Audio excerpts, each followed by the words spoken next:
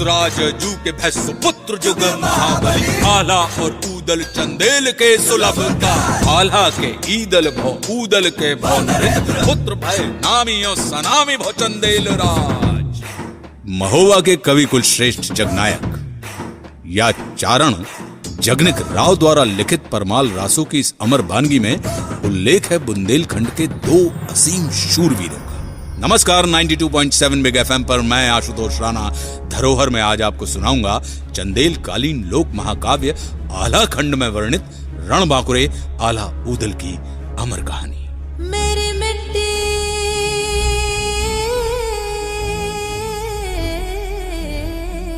की धरोहर है। ये कहानी उस वक्त की है जब दिल्ली के राज सिंहासन पर महाराज पृथ्वीराज चौहान विराजमान थे। उन्होंने अपने आसपास के लगभग सभी राजाओं को अपने अधीन कर लिया था, लेकिन कन्नौज के राजा जयचंद और कालिंजर के चंदेल राज परमाल ने पृथ्वीराज चौहान के आगे अपना सर नहीं झुकाया था। राजा परमाल का विवाह उरई के राजा वासुदेव की बेटी मलहना के साथ हुआ था। मलहना की दो छोटी बहनें भी थीं, देवलदे और तिलका, जिनका विवाह राजा परमाल के दो वीर सेना नायक और सगे भाई दक्षराज और वत्सराज के साथ हुआ था। इस विवाह से महारानी मलहना इतनी खुश हुई कि उन्होंने देवलदे और दक्षराज के लिए दहसरपुरवा में एवं तिलका और वत्सराज के लिए सिरसा में दो अलग अलग भव्य महल बनवा दिए।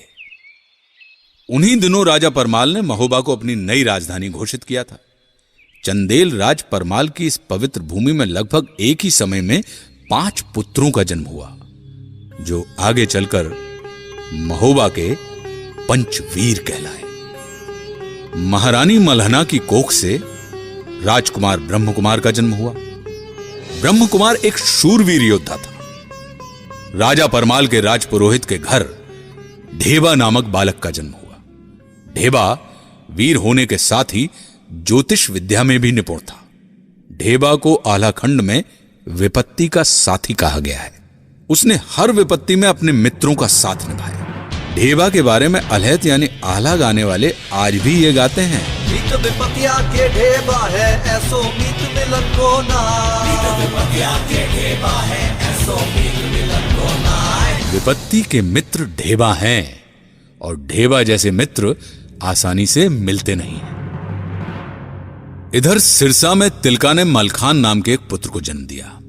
कहते हैं कि मलखान का शरीर वज्र की तरह कठोर था और युद्ध भूमि में वो अंगद की तरह पांव जमा कर लड़ता था। क्या पांव पिछाड़ी तैन न जाने जंगा टेक लड़े मलखान, यानी पांव को पीछे नहीं जाने देता था और अपनी जांघों को टेक कर लड़ता था मलखान। इधर दहसरपुरवा में देवलदे ने भी एक पुत्र को जन्म दिया, जिसका नाम आल्हा रखा गया। आल्हा के बाद देवलदे एक बार फिर से गर्भ से हो गई और तभी जब वो गर्भ से थी तो एक दिन मांडोगढ़ के बघेल राजा ने महोबा पर आक्रमण कर दिया। इस आक्रमण के लिए कोई तैयार नहीं था। इस आक्रमण ने महोबा के इतिहास में जोड़ दिया एक नया पन्ना। इस आक्रमण ने एक नए समीकरण को जन्म दिया। क्या हुआ था बताऊंगा कुछ ही देर में। सुनते रहिए 92.7 बिग एफएम पर धरोहर, मध्य प्रदेश की माटी से जुड़ी कुछ दिलचस्प कहानियां मेरे यानी आशुतोष राणा के साथ। मेरी मिट्टी की धरोहर है। एक बार फिर से स्वागत है आप सभी का धरोहर में। मैं आशुतोष राणा सुना रहा हूं कहानी आपको आला ऊदल की।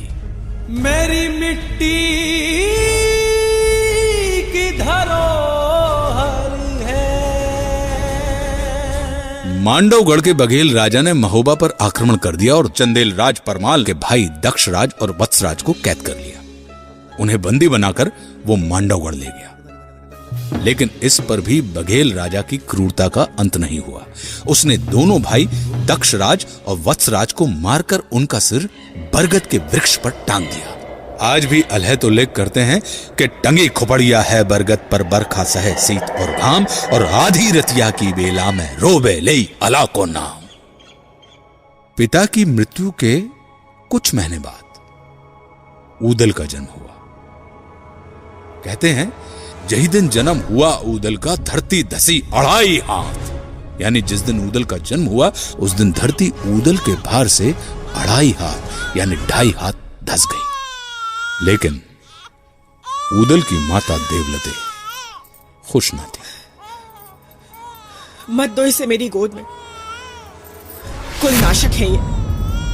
देवलती, एक माँ होकर अपने बेटे के लिए ऐसी बातें मुंह से नहीं निकालनी चाहिए।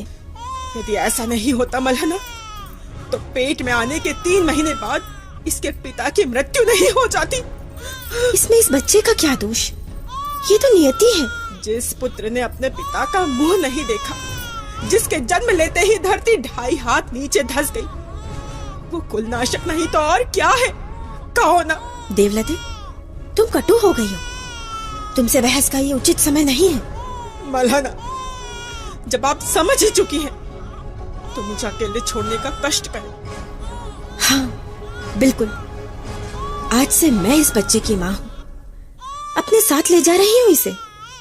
पर एक बात याद रखना देवलते, आगे चलकर यही बालक राज्य का नाम रोशन करेगा और अपने पिता की मौत का बदला लेगा। ये धर्म की माता है मालंदे, जो ऊदल को लियो बचाए।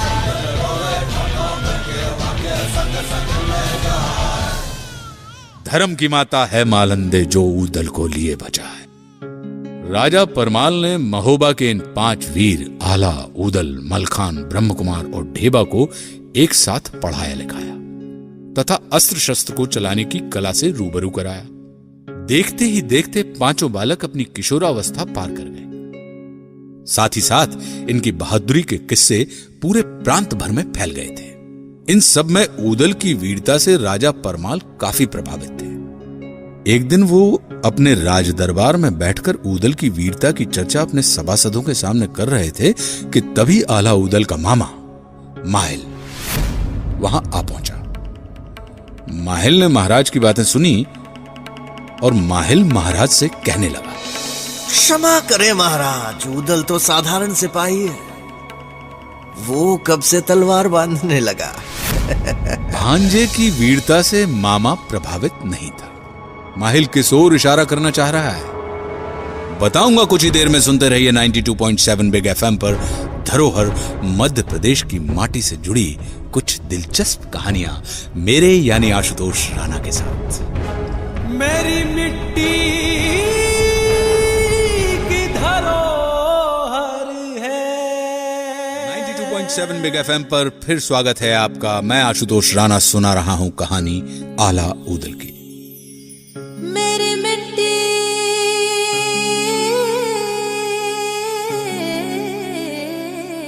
की धरोहर है। ऊदल की वीरता से राजा परमाल काफी प्रभावित थे। एक दिन वो अपने राज दरबार में बैठकर ऊदल की वीरता की चर्चा अपने सभासदों के सामने कर रहे थे।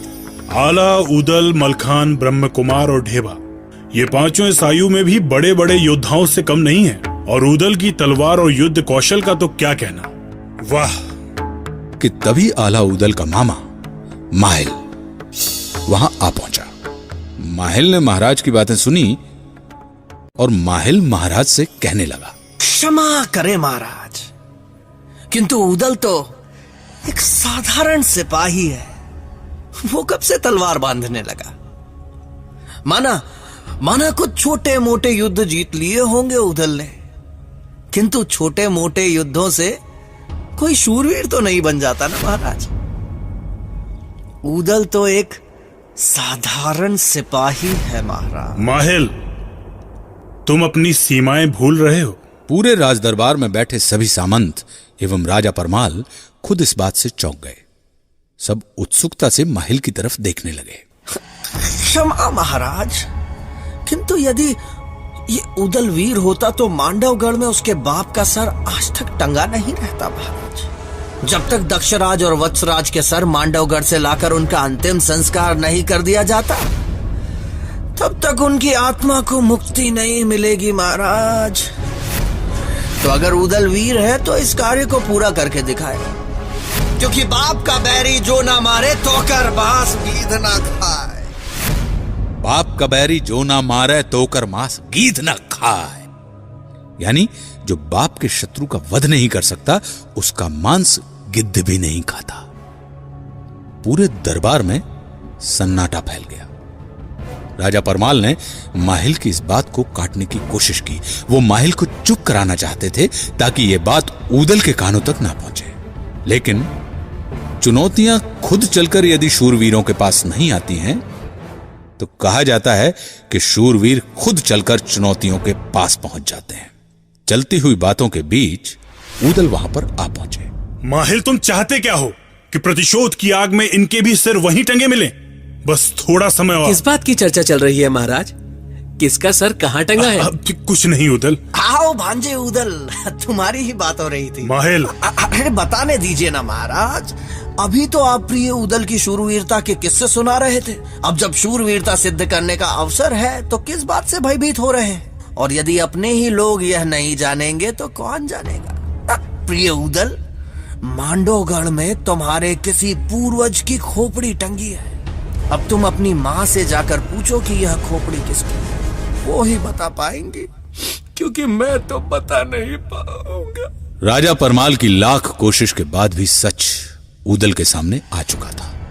वे एक क्षण के लिए भी राज दरबार में नहीं रुके। माँ, सच सच बताना माँ, हमारे कुल के किस पूर्वज की खोपड़ी मांडवगढ़ में टंगी है? खोपड़ी?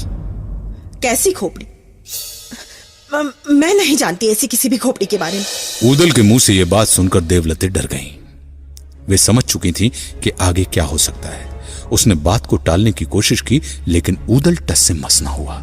तब देवलदे को बोलना ही पड़ा कि टंगी खोपड़िया बाप चचा की, मांडवगढ़ बरगद की डार, आधी रतिया की बेला में खोपड़ी कहे पुकार पुकार, कहवा आला कहवा मलके, कहवा ऊदल लड़े ते लाल, बच के आना मांडवगढ़ में राज बघेल जिए के काल। अरे अभी उम्र है बारी भोरी, बेटा खाओ दूध और भात, चढ़े जवानी जब बाहन पे, तब कह दई है तो कह मार। मैं तुम्हारी भावनाओं को समझती हूँ पुत्र, किंतु इस समय तुम युद्ध के लिए तैयार नहीं हो। अभी उम्र ही क्या है तुम्हारी? माँ, क्षत्रिय की उम्र नहीं देखी जाती। अभिमन्यु ने चक्रव्यूह में अपना पराक्रम दिखाया था। लव कुश ने पराक्रमी राम को कड़ी टक्कर दी थी, तब उनकी उम्र क्या थी? और फिर राम लक्ष्मण की क्या उम्र थी जब वो राक्षसों से लड़े थे? देवलदे ऊदल के तर्कों को काट न सकी। तभी उसने ऊदल को मलहना के पास ले जाने की सोची। मलहना ऊदल की धर्म माता थी। देवलदे को महसूस हुआ कि अपनी धर्म माता की बात ऊदल अवश्य सुनेगा। क्या कहा मलहना ने ऊदल से? क्या ऊदल ने मलहना की बात मानी? बताऊंगा, बस थोड़ी देर में। सुनते रहिए धरोहर मध्य प्रदेश की माटी से जुड़ी कुछ दिलचस्प कहानियां मेरे यानी आशुतोष राणा के साथ, सिर्फ 92.7 बिग एफएम। मेरी मिट्टी की धरोहर है। 92.7 बिग एफएम पर आप सुन रहे हैं धरोहर, जहां मैं आशुतोष राणा सुना रहा हूं आपको कहानी आल्हा ऊदल की। मेरी मिट्टी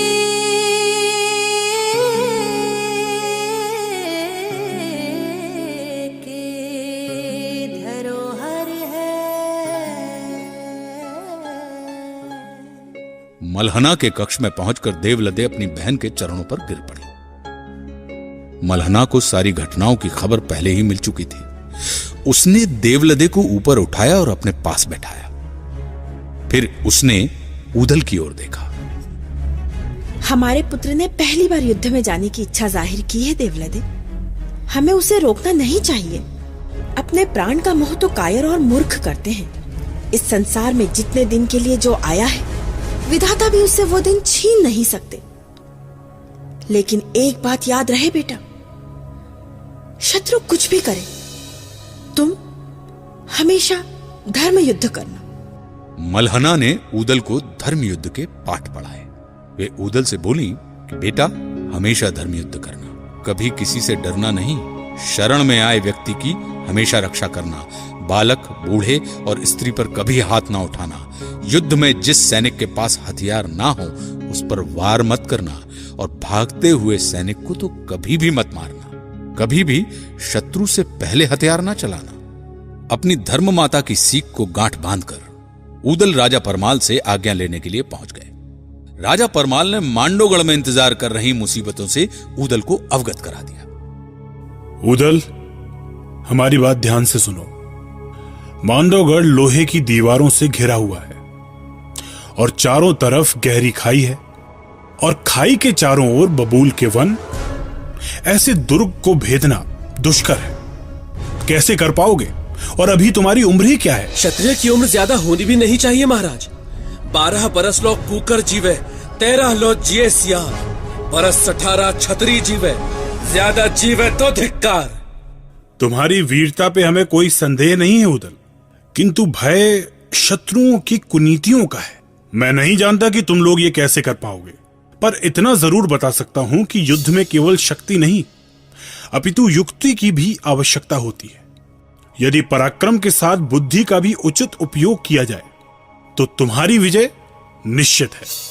12 बरस लो कुकर जीवे और 13 लो जिए सियार, बरस 18 छत्री जीवे, ज्यादा जीवे तो धिक्कार।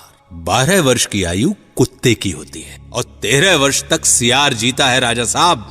लेकिन क्षत्रिय का लड़का यदि 18 वर्ष के ऊपर जी जाए तो उसके जीवन को धिक्कार है, क्योंकि रणभूमि में पहुंचने के सिर्फ 2 परिणाम होते हैं, वीरगति या विजय। महाराज से विदा लेकर ऊदल ने अपने बाकी चारों वीर भाइयों को बुलाया और सभी लोग एक साथ मिले और मांडवगढ़ को जीतने की योजना बनाने में जुट गए। हम एकदम से मांडवगढ़ पर चढ़ाई नहीं कर सकते। पहले वहां के भेद जानने होंगे, उनके दुर्ग के बारे में जानना होगा, तभी यह युद्ध हम जीत सकते हैं। क्या कहते हैं भैया आला? आप ठीक ही कह रहे हैं भ्राता मलखान। आला, यदि मांडव के किसी सिपाही या अधिकारी को हम अपने साथ मिला ले तो? नहीं भ्राता ब्रह्मा, आपका सुझाव ठीक है, किंतु शत्रु राज्य के किसी सिपाही को साथ मिलाना ये जोखिम भरा है। यदि उसने हमारे साथ ही विश्वासघात कर लिया तो? ठीक कहते हो ढेबा, शत्रु के किसी भी व्यक्ति पर हम यूं ही विश्वास नहीं कर सकते। वैसे मेरे पास एक योजना है। ढेबा की बात मानकर सबने योगी का भेष धारण किया और अपनी अपनी माताओं के पास पहुंच गए, किंतु माताएं उन्हें पहचान नहीं पाई। माताओं ने उन्हें योगी ही समझ लिया। राजा परमाल ने उस दिन आल्हा को महोबा का सेनापति घोषित कर दिया। स्वस्ति न इंद्रो वृद्धश्रवाः, स्वस्ति न पूषा विश्ववेदाः, स्वस्ति न साक्षर्यो वरिष्ठनेमिः, स्वस्ति नो बृहस्पतिर्दधातु, स्वस्ति नो बृहस्पतिर्दधातु, स्वस्ति नो बृहस्पतिर्दधातु। राजा परमाल ने उसे किरलिया नामक घोड़ा दिया, ब्रह्मा को हरनागर नाम का घोड़ा दिया, मनोरथ नाम का घोड़ा ढेबा को मिला और बेंदुला नामक घोड़ा ऊदल को और मलखान को कबूतरी नाम की घोड़ी दी गई। महोबा की सेना तैयार थी और मांडवगढ़ की ओर कूच कर गई।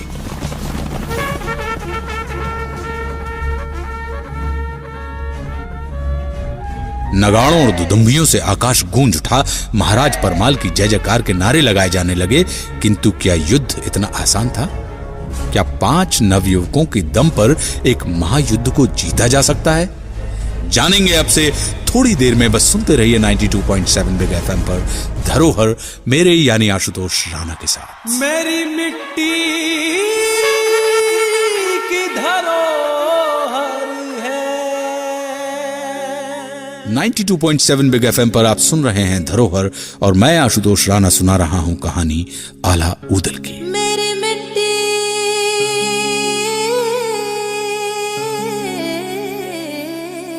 की धरोहर है।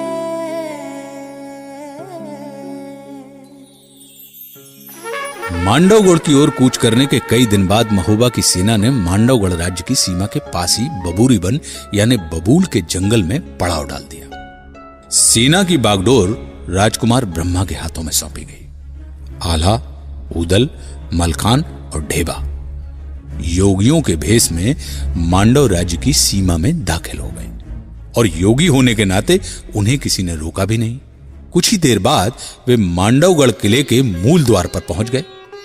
द्वारपाल ने उन्हें रोक लिया। ठहरिए। अलख निरंजन, कहो वत्स, क्या समस्या है? आप लोग कहाँ से आ रहे हैं? सुदूर हिमालय से। इतनी दूर से? कोई विशेष काम?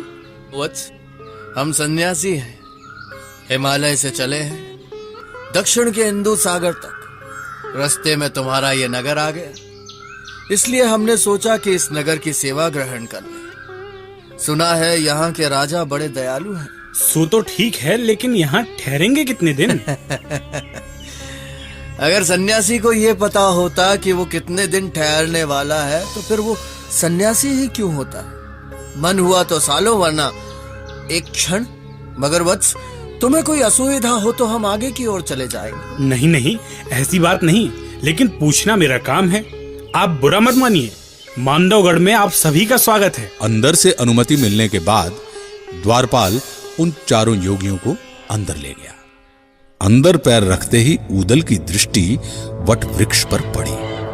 वट वृक्ष की सबसे ऊंची डाल पर 2 सिर टंगे थे, दक्षराज और वत्सराज के। यह देखकर ऊदल अपने आप को रोक नहीं पाया और शायद द्वारपाल ऊदल के मानसिक उद्वेग को पहचान गया। अरे छोटे बाबा जी, पेड़ पे टंगी उन खोपड़ियों को क्या देख रहे हैं?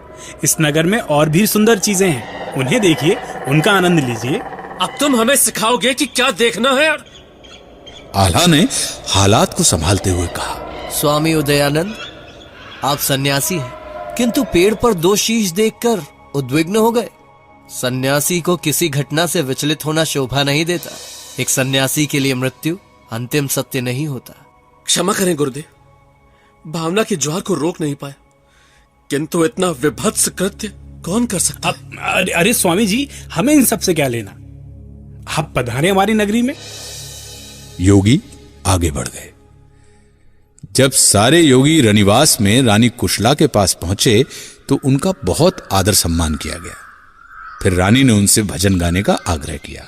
आल्हा ने अपनी ढबली निकाली, मलखान ने मृदंग और ढेबा ने बांसुरी, और ऊदल अपने मीठे स्वर में गाने लगे और उन्होंने वहां पर समा बांध दिया।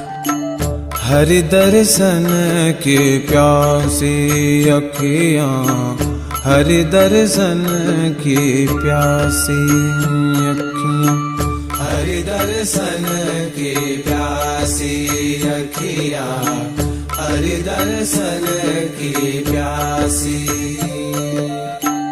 देखो चाहत कमल नयन को, निस दिन रहत उदासी अखियां, हरि दर्शन की प्यासी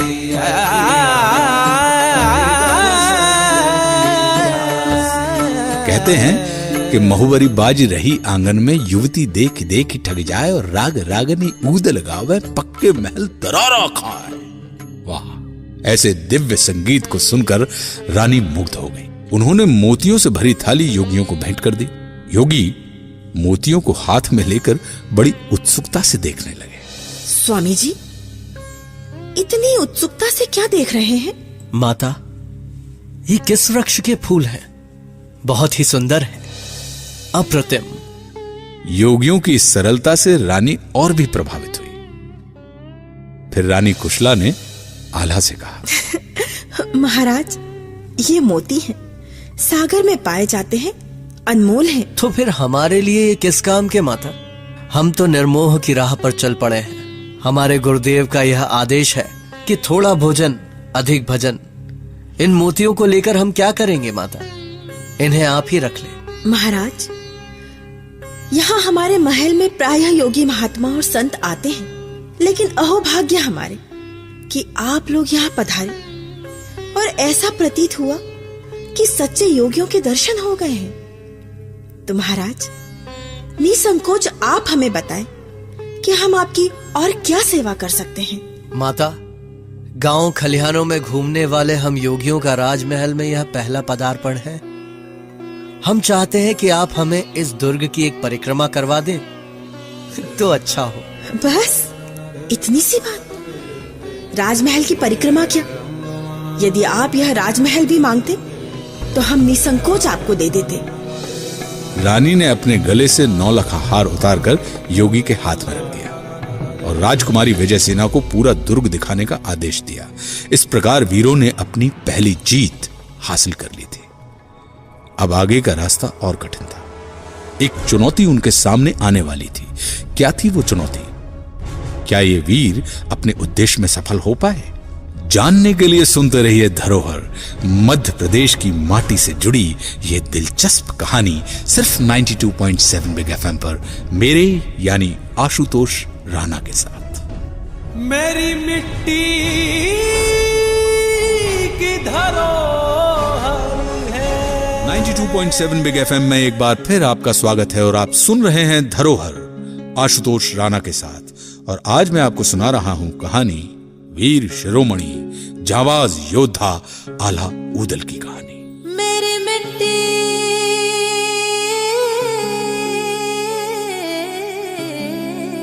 की धरोहर है। राजकुमारी विजयसेना योगियों को लेकर दुर्ग दिखाने निकल पड़ी। वो ऊदल के साथ साथ चल रही थी। पूरा दुर्ग दिखाने के बाद राजकुमारी दुर्ग की सुरंग के पास पहुंच गई और वहां पहुंचकर वो द्वंद्व में पड़ गई। उसने मन ही मन सोचा कि इन योगियों को दुर्ग का गुप्त रास्ता या सुरंग दिखाई जाए या नहीं। एक तरफ मां का आदेश और दूसरी तरफ राज्य की सुरक्षा का प्रश्न। ऊदल ने राजकुमारी के हाव भाव से यह समझ लिया था कि राजकुमारी विजयसेना कुछ छुपा रही है। ऊदल ने बड़ी दृढ़ता से राजकुमारी को समझाया। अलख निरंजन, हमें ज्ञात हो रहा है कि आप हमसे कुछ छुपा रही हैं राजकुमारी। देखिए, आपको रानी मां ने आदेश दिया है कि आप हमें इस दुर्ग की पूरी परिक्रमा करवाएं। हम योगी हैं, अगर आप ऐसा नहीं करेंगी तो हम श्राप दे देंगे और तब ना ये दुर्ग बचेगा न राजशाही। हाँ, आप क्या सोचते हैं कि अगर आपने राजमाता को अपनी बातों में उलझा लिया है तो हम भी आपके इस भुलावे में आ जाएंगे? तुम योगी नहीं, भोगी हो। तुमने मांडव राज्य के साथ धोखा किया है। मैं जानती हूँ तुम महोबा के वीर ऊदल हो। विजयसेना की बात सुनकर सबके पैरों तले से जमीन खिसक गई। राजकुमारी ने ऊदल को पहचान लिया था, मगर कैसे, ये किसी को समझ नहीं आ रहा था। आश्चर्य में हो ना कि मैंने तुम्हें कैसे पहचान लिया? याद करो, जब सिरोंज के महाराज की बेटी का विवाह हुआ था तब तुम बारातियों में थे। तुम्हारी वीरता की कहानियां मशहूर हो चुकी थी। बारातियों के साथ तुम केसरिया पाग पहनकर बेंदुला घोड़े को नचाते हुए आगे बढ़ रहे थे। तभी मेरी सहेलियों ने मुझे बता दिया था कि तुम महोबा के वीर ऊदल हो। लेकिन अब मुझे ये बात समझ में नहीं आती कि इतने महान वीर को पीठ पर छुरा घोंपने जैसे इस कायरतापूर्ण प्रपंच की रचना क्यों करनी पड़ी? ये कहकर राजकुमारी विजयसेना ने अपनी तलवार निकाल ली। ऊदल ने बड़े शांत भाव से राजकुमारी को समझाया। राजकुमारी, कायर नहीं है। आपके पिता ने धोखे से हमारे पिता और चाचा को मार उनकी खोपड़ियां यहां पेड़ पर टांग दी। वो बड़ी शूरवीरता थी। जब तक हम अपने पिता और चाचा की मृत्यु का प्रतिशोध नहीं लेते, तब तक न उनकी आत्मा को शांति मिल पाएगी न हमारे कलेजे को। आप चाहें तो अभी अपने पिता को हमारे बारे में बता सकती हैं। हम भागेंगे नहीं, लेकिन प्रतिशोध लेकर रहेंगे। ऊदल ने राजकुमारी को अपने पिता बघेल राज जंबे को बुलाने का जिक्र किया, लेकिन राजकुमारी स्वयं ऊदल के सम्मुख समर के लिए तत्पर हो चुकी थी। तभी ऊदल को धर्म युद्ध के नियम याद आ गए। दोनों ने तलवारें तान ली और युद्ध छिड़ गया। राजकुमारी एक कुशल योद्धा की तरह ऊदल पर वार करती रही और ऊदल सिर्फ अपने आप को बचाते रहे, क्योंकि उनके दिमाग में अपनी मां मल्हना का आदेश गूंज रहा था कि स्त्री के ऊपर अस्त्र नहीं उठाने चाहिए। अचानक घटी इस घटना ने सबको भौचक्का कर दिया था। आल्हा, ढेबा और मलखान अचंभित खड़े देख रहे थे। कुछ देर तक वार करने के बाद राजकुमारी थक हार कर बेहोश हो गई। तभी सबने मिलकर राजकुमारी को हवा की, पानी के छींटे उसके मुंह पे मारे। जब राजकुमारी होश में आई तो उसका अभिमान पिघलकर पानी हो चुका था। वीर उदल, तुम्हारे बारे में जो कुछ भी सुना था, तुम उससे ज्यादा बहादुर और धर्मप्रिय हो। यह सत्य है कि मेरे पिता ने तुम्हारे पिता के साथ अधर्म युद्ध किया था, लेकिन तुम्हें धर्म युद्ध का भली भांति ज्ञान है। इसलिए तुम्हारे इस युद्ध में अब मैं तुम लोगों के साथ हूं। अब मैं जो कहने जा रही हूं उसे ध्यान से सुनो। ये जो सामने दीवार है, उसके पीछे एक सुरंग है जो यहां से कोसों दूर बबूरी वन में निकलती है।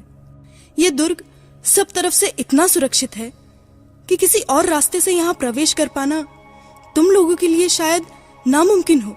सुरंग का दूसरा मुंह बबूरी वन में खुलता था। बबूरी वन यानी बबूल के जंगल, जहां महोबा के सैनिकों ने अपना पड़ाव डाला था। यह भेद खुलने के साथ ही महोबा के वीरों ने युद्ध जीतने की सबसे महत्वपूर्ण चाबी हासिल कर ली थी। इस युद्ध का परिणाम क्या हुआ? क्या महोबा के 5 युवा महावीर महोबा की खोई प्रतिष्ठा को पुनर्प्रतिष्ठित कर पाएंगे? जानने के लिए सुनते रहिए धरोहर मध्य प्रदेश की माटी से जुड़ी यह दिलचस्प कहानी मेरे यानी आशुतोष राणा के साथ। मेरी मिट्टी की धरोहर है। 92.7 बिग FM पर आप सुन रहे हैं धरोहर, जहां मैं आशुतोष राणा आपको सुना रहा हूं कहानी बुंदेलखंड के शूरवीर आला ऊदल की। मेरी मिट्टी की धरोहर है।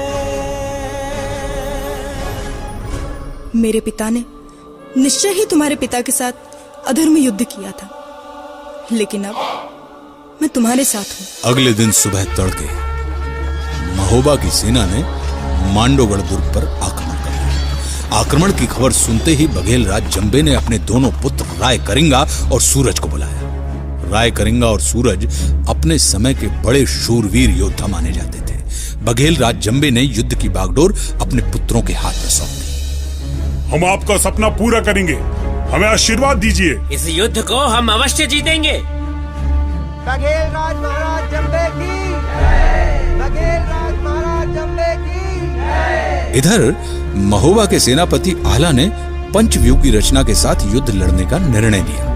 अपने घोड़े पर सवार होकर सबसे आगे चलने वाली सेना का संचालन स्वयं आला कर रहा था और बाईं छोर की टुकड़ी का संचालन ढेबा कर रहा था। पिछले भाग का दायित्व मलखान के कंधों पर था और व्यू के बीचों बीच घोड़े पर सवार ब्रह्मा चल रहा था। दोनों सेनाएं मांडोगढ़ के सीमांत के पास आमने सामने आ गई। राय करिंगा ने आला को ललकारा। हमसे लड़ना तुम्हारी औकात के बाहर है। तुम्हारा वही हाल होगा जो तुम्हारे पिता और चाचा का हुआ था। उसी जगह उसी पेड़ पे हम तुम्हारी भी खोपड़ी टांग देंगे। ये बकवास का वक्त नहीं है राय करिंगा। तुम्हारे पिता ने अधर्म युद्ध करके मेरे पिता और चचा को मार डाला था। तुम अगर अपने पिता का सर लाकर मुझे दोगे तो हम तुम्हारी जान बख्श देंगे। बात बात पे सरबर हो गई, बात बात में बाढ़ी रार, बात के ऊपर ठेवा हुई गए, कमर खुली गई तलवार। और फिर सेना एक दूसरे से भिड़ गई। राय करिंगा आला की आंखों में धूल झोंककर आला की ओर बढ़ गया। फिर उसने ऊदल पर भाला फेंका। भाला ऊदल के शरीर के पार हो जाता यदि ऊदल का घोड़ा बिंदुला समय पर अपनी चाल ना बदलता। ऊदल के करीब से निकलकर करिंगा का भाला धरती में धंस गया। धरती चीरत भारत भाला, धरती गयो समाए, धन्य है घोड़ में दूल्हा जो स्वामी को लियो बचाए। इस घटना से राय कलिंगर आश्चर्यचकित रह गए। उसने ऊदल पर तलवार से आक्रमण किया और ऊदल ये कहकर राय करिंग पर टूट पड़ा कि पहली बाणी में बोलत नहीं, दूजी में नहीं करते रार, और तीसरी बाणी में छोड़त नहीं, मुंह में ठूस दे तलवार। और ऊदल के पहले वार में ही राय कलिंगर घायल हो गया और वो रणभूमि छोड़कर भाग गया। इस घटना से उसकी सेना का मनोबल टूट गया और भगदड़ मच गई। लेकिन तभी सूरज ने मांडोगढ़ की सेना की बागडोर अपने हाथों में ली और आल्हा को ललकार कर कहा, आल्हा, इतने सैनिकों की जान गंवाने से कोई मतलब नहीं। आओ हम दोनों द्वंद्व युद्ध करें और द्वंद्व युद्ध के फैसले से इस युद्ध का फैसला हो। अरे जाओ, अगर तुमसे मैं लड़ूंगा तो दुनिया के सारे वीर मुझ पे ये कहकर हंसेंगे कि आल्हा ने एक बच्चे को हरा दिया। तुम्हारे लिए तो मेरा भाई उदल ही काफी है। आल्हा का आदेश पाते ही उदल सूरज के साथ द्वंद्व युद्ध करने के लिए तैयार हो गया। दोनों की तलवारें निकल गईं और वे दोनों एक दूसरे पर वार करते रहे। ये लड़ाई शाम तक चली और सूरज ढलने के बाद आल्हा ने दोनों को रोक दिया। आल्हा ने दोनों वीर योद्धाओं को शाबाशी दी और दोनों पक्ष की सेनाएं अपने अपने शिविर में लौट गईं। आज का युद्ध तो बिना किसी निर्णय के समाप्त हो गया, लेकिन अगले दिन की सुबह महोबा के लिए क्या मुसीबत लाई। राजकुमार करिंगा ने कौन सा पैंतरा खेला, जानने के लिए सुनते रहिए धरोहर पर मध्य प्रदेश की माटी से जुड़ी ये दिलचस्प कहानी मेरे यानी आशुतोष राणा के साथ सिर्फ 92.7 बिग एफएम पर। मेरी मिट्टी की धरोहर है। 92.7 बिग एफएम पर आप सुन रहे हैं धरोहर और मैं आशुतोष राणा सुना रहा हूं कहानी आल्हा उदल की। मेरी मिट्टी की धरोहर है। सूरज की पहली किरण फूटते ही युद्ध फिर आरंभ हो गया। राय करिंगा स्वस्थ हो चुका था। उसने सेना की बागडोर फिर अपने हाथ में ले ली थी। दोनों ओर की सेनाएं आमने सामने थीं, तलवारें निकल गईं और तुहीनाद के साथ साथ युद्ध शुरू हो गया। काफी देर तक युद्ध चलता रहा। खून से भरी पूरी भूमि लाल हो गई थी कि भुजा बहादुर फरकन लागे, नाचन लगे मुझ के बार और कटकट मोटी गिरे खेत में, उठ उठ रुंड करे तकरार। युद्ध चलता रहा पर विजय किसी की नहीं हुई। युद्ध का रुख बदलने के लिए आल्हा ने उदल को राय करिंगा की ओर अग्रसर होने के लिए कहा। उदल को आता देख राय करिंगा भी चकित रह गया। उसने अपनी तलवार खींच ली और उदल पर टूट पड़ा। राय करिंगा उदल पर अपनी तलवार से एक के बाद एक लगातार वार करता जा रहा था और उदल उनके दिमाग में अपनी योजना अनुसार राय करिंगा को थका देना चाह रहे थे और उदल अपने आप को बचाते रहे। जैसे ही उदल को महसूस हुआ कि राय करिंगा थोड़ा सा धीमा पड़ा है और वैसे ही उदल ने लपक कर राय करिंगा के ऊपर ऐसा जोरदार प्रहार किया कि राय करिंगा का सर धड़ से अलग हो गया। राय करिंगा के मर जाने पर मांडवगढ़ की सेना पलायन करने लगी। सूरज ढलने को था, पर उस दिन के युद्ध का निर्णायक पल तो शाम के पहले ही गुजर चुका था। उस दिन का युद्ध समाप्त हो गया। उधर युद्ध की गतिविधियों से अनजान आल्हा उदल से ईर्ष्या करने वाला उनका मामा माहिल महोबा पहुंच गया और उसने महोबा के रनिवास में पहुंचकर यह खबर दी कि युद्ध में आल्हा और उदल के सरों को काटकर फेंक दिया गया है। यह खबर मिलते ही देवलदे और मलहना रो पड़ी। दुख से पूरा रनिवास विफल हो उठा। चारों ओर मरघटकी सी खामोशी छा गई कि तभी युद्ध का समाचार लेकर दूत राजमहल पहुंचा और उसने राय करिंगा का सर राजा परमाल के सामने थाली में रख दिया। ये देखते ही माहिल वहां से निकल भागा और उरई की ओर चल पड़ा। उसका षड्यंत्र एक बार फिर निरस्त हो चुका था। अगले दिन के युद्ध की शुरुआत में ही मलखान के हाथों सूरज मारा गया और अब महोबा की सेना को रोकने वाला कोई नहीं था। महोबा की सेना ने मांडवगढ़ के किले को घेर लिया। कहते हैं कि यह खबर मिलते ही राजा जंबे भयभीत हो गया और उसने सहजो जोगिन को बुलाया। सहजो जोगिन या सहजो योगिनी ये एक ऐसी योगिनी थी जो काली शक्तियों की उपासक थी, जिसने तंत्र मंत्र द्वारा कई सिद्धियां प्राप्त कर रखी थी। देखो जोगिन, कुछ ऐसा करो कि इन वीरों के खेमे में खलबली मच जाए और मैं इस अफरा तफरी का लाभ उठाकर ये युद्ध जीत जाऊं। आप चिंता ना करें महाराज। मेरी सिद्धियों के सामने कोई वीर आज तक नहीं टिक पाया है, तो फिर इन बालकों की क्या बिसात। अपनी कही बात के अनुसार सहजो ने बंगाली पुड़िया मारकर उदल को भेड़ बना दिया और गुरु झिलमिल की मढ़ी में उदल को बांध दिया। उदल गायब हो चुके थे। ऊदल के ना मिलने पर आला बुरी तरह घबरा गए। तभी बाबा गोरखनाथ ने अपनी दिव्य वाणी से आला को पूरी घटना के बारे में बताया। पूरी कहानी समझते ही आला ने मलखान और ब्रह्मा को बुला भेजा।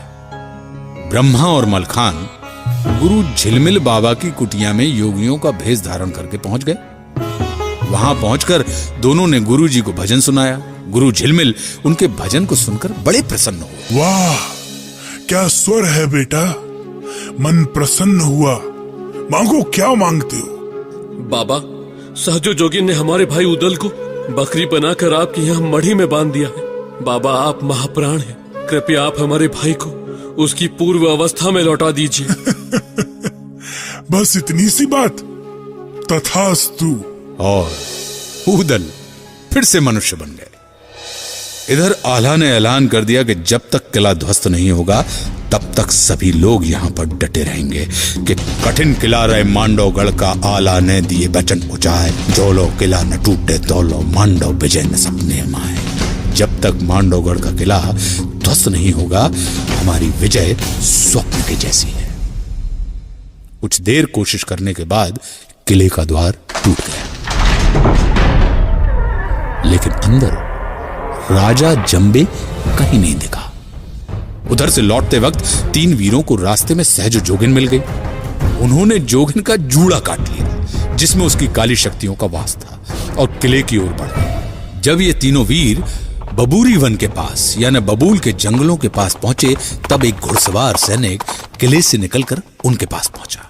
महाबली उदल, सेनापति आला ने संदेश भेजा है कि राजा जंबे कहीं छुप गए हैं और उनका पता नहीं चल रहा है। आप लोगों को दुर्ग में बुलाया है। लगता है जंबे डर गया है। लेकिन वो छुपेगा कहाँ? एक ही जगह हो सकता है और वो है सुरंग। उदल ने बबूरी वन की ओर खुलने वाली सुरंग के मुख में आग लगा दी।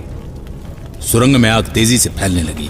ब्रह्मा ने कुछ सैनिकों को सुरंग के मुख पर रुकने का आदेश दिया और कहा कि जैसे ही आग समाप्त हो तुम दोबारा आग लगाना। और ये तीनों किले की ओर कूच कर गए। जब ये तीनों किले पर पहुंचे तब उसी समय जंबे सुरंग से बाहर प्रकट हुआ। वो भौरानंद हाथी पर सवार था।